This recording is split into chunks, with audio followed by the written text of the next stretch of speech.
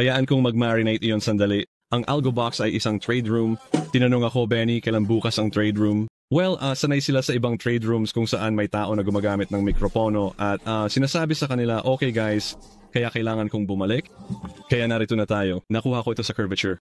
Bumababa tayo dito, kaya papasok na ako dito. Papasok tayo. Sige, kung ganun sila kagaling, karamihan sa kanila ay hindi. Pero isipin natin sandali na meron kang isang talagang cool na guru na kayang gawin ito.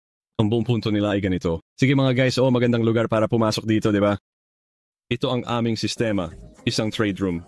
Nasa sarili nito, naiintindihan ng lahat. Tulad ng kung may lumabas sa iyong chart na ganito at sinasabi, narito ang magandang pagkakataon, narito ang isang moonshot opportunity para pumasok sa long. And alam mo na itinuro ko sa iyo, ang stop ay nasa yung sa ilalim ng enigma at papasok ka sa moonshot long. Hawak para sa 20 ticks para sa iyong target 1 at hawak mo ang isang runner hanggang sa makita mo ang pula o isang salungat na pula o rosas o alam mo, maaari kang lumabas sa isang cross na ganito. Isa, kung gusto mong lumabas dito, ayos lang yon. Pero ang pinakamagandang mga trade ay kung kasama ang MACV.